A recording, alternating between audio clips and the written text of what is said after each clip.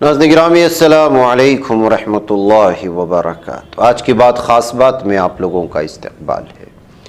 ناظرین گرامی میں انصار عزیز ندوی اس وقت دن بھر سے آئی ہوئی کچھ اہم ترین خبروں کی تفصیلات لے کر آپ لوگوں کی خدمت میں حاضر ہوں۔ تفصیلات میں جانے سے پہلے آپ لوگوں سے جو درخواست ہوتی ہے اس پر توجہ کریں۔ دونوں پرائم ٹائم شائع ہو چکے ہیں جن پر اہم ترین خبروں پر تبصرہ ہوا ہے۔ جن احباب نے نہیں دیکھا ضرور جا کر کے دیکھیں، ادارے کو مضبوط کریں۔ آئیے پہلی خبر کی جانب بڑھتے ہیں۔ ممبر و محراب فاؤنڈیشن کی قیادت میں ریاست آسام میں 76 مراکز نسواں کامیابی سے جاری ہیں، جہاں روزانہ تقریباً 3000 خواتین دینی تعلیم حاصل کر رہی ہیں۔ ان مراکز نے خواتین کی زندگیوں میں مثالی تبدیلی پیدا کی ہے، جن میں نماز کی پابندی، پردے کا اہتمام، رشتوں کا احترام اور اولاد کی دینی تربیت جیسے اوصاف نمایاں ہیں۔ یہ مراکز دین اور سماج کی مضبوطی کا ذریعہ بن رہے ہیں۔ مزید مراکز کے قیام کی شدید ضرورت محسوس کی جا رہی ہے۔ اس اہم مشن کو آگے بڑھانے کے لیے آپ کا تعاون درکار ہے۔ 5 مراکز کے لیے ماہانہ اسپانسرشپ 10,000 روپے اور 10 مراکز کے لیے 20,000 روپے طے کی گئی ہیں۔ اس صدقہ جاریہ میں حصہ ڈال کر دین کی اشاعت میں اپنا کردار ادا کرنے کی اپیل کی گئی ہے۔ صفا بیت المال کا نمبر آپ کو گوگل میں صفا بیت المال حیدرآباد کے ٹائپ کرنے سے ساری تفصیلات سامنے آ جائیں گی۔ ادھر ناظرین گرامی، صفا بیت المال نے تعلیمی سال 2024 اور 25 میں یتیم بچوں کی کفالت کے لیے نمایاں خدمات انجام دی ہیں۔ ادارہ ہر سال مستقل طور پر 300 یتیم بچوں کی فیس ادا کرتا ہے۔ رواں سال کے دوران 164 بچوں کی تعلیمی فیس اور کتابوں پر مجموعی طور پر 21,18,641 روپے خرچ کیے گئے۔ دسمبر سے 31 دسمبر 2024 کے درمیان 9 یتیم بچوں کی فیس اور کتابوں پر 1,42,741 روپے خرچ کیے گئے۔ اسی مدت میں 5 ضرورت مند بچوں کو ایک مرتبہ کی امداد کے طور پر 69,000 روپے فراہم کیے گئے ہیں۔ مزید برآں 7 یتیم بچوں کو ماہانہ وظیفے کے طور پر 9,500 روپے ادا کیے گئے تاکہ ان کی تعلیمی ضروریات پوری کی جا سکیں۔ ادارے نے ایک طالبہ جس کی تعلیم کی کفالت ادارے کے ذریعے گزشتہ 9 سال سے کی جا رہی تھی کی شادی کے لیے 60,000 روپے کی مالی امداد فراہم کی۔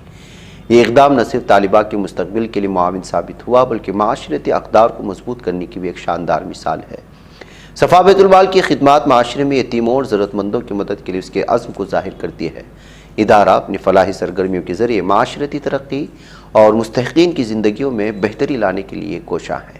ناظرین گرامی، آئندہ 25 جنوری کو پورے ملک میں نیشنل ووٹرز ڈے منایا جائے گا۔ اس کے پیش نظر دہلی کی چیف الیکٹورل افسر CEO ایلس واس نے ووٹرز میں بیداری بڑھانے کے مقصد سے sweep systematic voters education and electoral participation کی اعانت سے ایک آن لائن کوئز مقابلہ کرنے کا فیصلہ کیا ہے۔ اس سلسلے میں انہوں نے ایک ویڈیو پیغام جاری کر کے تفصیلات بھی فراہم کی ہیں۔ مرکزی وزیر داخلہ امت شاہ نے 7 جنوری کو بڑا قدم اٹھاتے ہوئے بھارت پول کی شروعات کر دی ہے۔ CBI کی طرف سے تیار کردہ اس آن لائن پورٹل کو لانچ کیے جانے سے ریاستوں کی پولیس اور تحقیقاتی ایجنسیوں کو خاطر خواہ فائدہ ملنے والا ہے۔ بتایا جا رہا ہے کہ بھارت پول سے ریاستوں کی پولیس اور مرکزی قوانین کو نافذ کرنے والی دیگر ایجنسیوں انٹرپول کے ذریعے بین الاقوامی پولیس کی مدد کے لیے جانکاری شیئر کرنے کی سہولت ملے گی۔ ہندوستانی فوج نے آسام کے دیما ہساؤ ضلع کے امرانگشو علاقے میں کوئلے کی کان میں پھنسے ہوئے 9 مزدوروں کو بچانے کے لیے ایک ریلیف ٹاسک فورس تشکیل دی ہے۔ اطلاع مقامی حکام نے منگل کی روز دی۔ اس کارروائی کا مقصد مزدوروں کو جلد از جلد بچانا ہے جو زیر زمین کوئلہ کی کان میں کھدائی کے دوران پھنس گئے تھے۔ دہلی اسمبلی انتخابات کے لیے تاریخ کے اعلان سے قبل نئی دہلی سیٹ کو لے کر گھمسان بڑھ چکا ہے۔ اب نئی دہلی ضلع کے الیکشن افسر نے چیف الیکٹورل افسر کو خط لکھ کر عام آدمی پارٹی کی شکایت کی ہے۔ افسر کا کہنا ہے کہ عام آدمی پارٹی کے نمائندہ بار بار آ کر ایسی معلومات فراہم کرنے کو کہتے ہیں جو انہیں نہیں دی جا سکتی۔ انہوں نے یہ بھی کہا کہ وزیر اعلیٰ انہیں بغیر کسی ایجنڈے کے ملنے کے لیے بلاتی ہے۔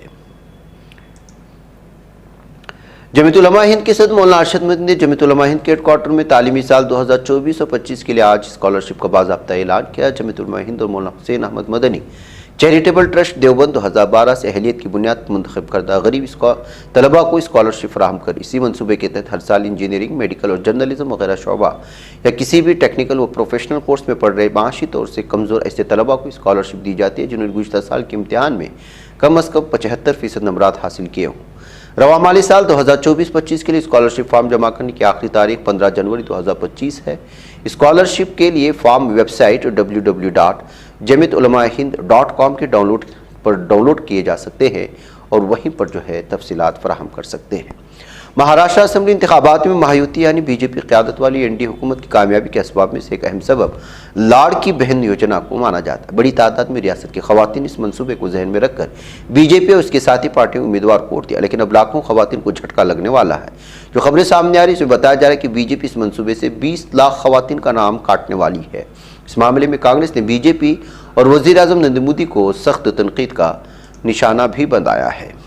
مدھیہ پردیش کے اندور میں انتظامیہ کی جانب سے شہر کو پورے طور پر بھکاریوں سے پاک کرنے کے لیے ایک انوکھی پہل کی ہے۔ انتظامیہ نے اعلان کیا ہے کہ جو بھی شخص بھکاریوں کے بارے میں معلومات فراہم کرے گا اسے 1000 روپے کا انعامی رقم دیا جائے گا۔ دراصل اندور انتظامیہ نے شہر میں بھیک مانگنے پر مکمل طور پر پابندی عائد کر دی ہے۔ انتظامیہ نے بھکاریوں کو بھیک دینے ان سے سامان خریدنے سے بھی منع کیا۔ پابندی کے باوجود بھی بھکاریوں نے بھیک مانگنا بند نہیں کیا تھا، جس کے بعد پولیس کو بھکاریوں کی جانکاری لاؤ اور انعام پاؤ مہم چلانی پڑی۔ ادھر سنبھل کے بعد اب کانپور کے مسلم اکثریتی علاقوں میں بھی مندر تلاش کرنے کی مہم شروع ہو چکی ہے۔ B J P leader Kanpur کے میئر پرمیلا پانڈے کے مطابق کانپور میں 125 ایسے مندر ہیں جو مسلم اکثریتی علاقے میں غائب ہو چکے ہیں۔ یہ مندر کہیں کھنڈر میں تبدیل ہو گئے تو کہیں ان کا نام و نشان نہیں، کہیں مندروں سے مورتیاں غائب کر دی گئی تو کہیں مورتیوں کو توڑ دیا گیا۔ میئر کی اس قدم پر مسلم مذہبی رہنما نے کہا کہ مسلم علاقوں میں اس طرح مندر تلاشنے کی وجہ سے ماحول خراب ہونے کا خدشہ ہے۔ ساتھ ہی مذہبی رہنماؤں نے پولیس سے اپیل کی ہے کہ اس معاملے میں میئر کے خلاف قانونی کارروائی کرتے ہوئے غیر قانونی طور پر مندروں کی تلاشی مہم کو روکا جائے۔ نگرامی کورونا کے بعد پھر ایک وائرس نے چین میں قہر برپا کر دیا اور دیگر ممالک بھی فکر میں مبتلا ہو چکے ہیں۔ اس مرتبہ ہیومن میٹانیو وائرس HMPV دنیا کو خوف زدہ کر رہا ہے، جو کہ بچوں میں تیزی کے ساتھ پھیل رہا ہے۔ چین میں بگڑ رہے حالات کا اندازہ اس بات سے لگایا جا سکتا ہے کہ 10 دنوں میں HMPV پازیٹیو معاملے 529% بڑھ چکے ہیں۔ بچوں میں تیزی سے بڑھتے اس معاملے کے پیش نظر ووہان شہر میں اسکولوں کو بند کرنے کا فیصلہ کر لیا گیا ہے۔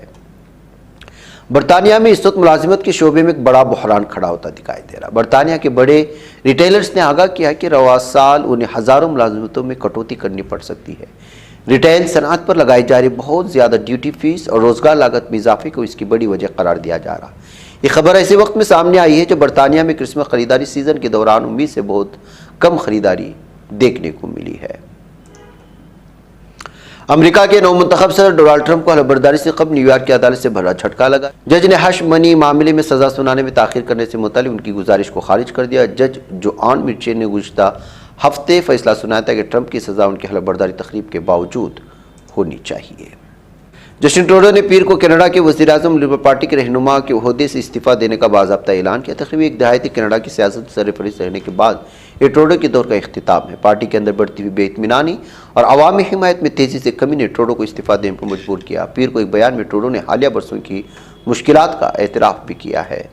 امریکی وزیر خارجہ اینٹونی بلنکن نے کہا کہ روس شمالی کوریا کو ہتھیار اور سامان کی مدد کے بدلے جدید خلائی سیٹلائٹ ٹیکنالوجی دینا چاہتا ہے۔ جنوبی کوریا سے تعلق رکھنے والی خبر رساں ایجنسی یون ہاپ کے مطابق اینٹونی بلنکن نے دارالحکومت سیول کے دورے کے دوران جنوبی کوریا کے وزیر خارجہ چوتھا یول سے ملاقات کی تھی۔ انڈونیشیا نے برکس کی مکمل رکنیت حاصل کر لیا ہے۔ برازیل نے برکس کی مکمل رکنیت پر انڈونیشیا کے لیے جاری کردہ تہنیتی پیغام میں کہا کہ جنوبی ایشیا میں گنجان ترین آبادی والا اور بڑی ترین اقتصادیات کا حامل ملک انڈونیشیا برکس کا مکمل رکن بن چکا ہے۔ ایران نے کہا ہے کہ بری نقل و حمل کے معاملے میں ترکی کے ساتھ مسئلہ سیاسی نہیں ٹیکنیکی ہے۔ تسنیم نیوز ایجنسی کے مطابق وزارت خارجہ کے ترجمان اسماعیل وقائی نے ہفتہ وار پریس کانفرنس سے اس معاملے پر زور دیا ہے۔ قطر کے دارالحکومت دوحہ کے حمد بین الاقوامی ہوائی اڈے سے پرواز کرنے والا مسافر طیارہ دمشق بین الاقوامی ہوائی اڈے پر اتر چکا ہے۔ شام میں نئے دور کے آغاز کے بعد دمشق بین الاقوامی ہوائی اڈے پر اترنے والا پہلا بین الاقوامی مسافر طیارہ مانا جا رہا ہے۔ غزہ کی پٹی میں ہونے والی جھڑپوں میں مزید 2 اسرائیلی جہنم حاصل ہو چکے ہیں۔ اسرائیلی فوج کے ایک بیان کے مطابق شمالی غزہ میں ہونے والی جھڑپوں میں کمپنی کمانڈر میجر دیزون ریوا اور ان کے نائب کیپٹن ایتان اسرائیل اشنکازی جہنم حاصل ہو۔ واضح رہے کہ 932ویں بٹالین کے 2 نوجوان بھی شدید طور پر زخمی ہوئے ہیں۔ خبریں آ رہی ہیں۔ ناظرین گرامی، آج کی بات خاص بات میں اتنا۔ انشاءاللہ پھر آپ لوگوں سے ملاقات ہوگی۔ مجھے اجازت دیں۔ السلام علیکم ورحمۃ اللہ وبرکاتہ۔ یہ چینل حق نگر بن کر کچل دیتا ہے فتنوں کو، اگر گندی ہو پالیسی تو مرتے دیکھا کتنوں کو، اسی بازار میں بکتے ہوئے دیکھا ہے سپنوں کو، سبھی یکساں ہے یہ پیغام دو غیروں کو اپنوں کو، وطن اہل وطن کا ہے گلے بے خار سیدھی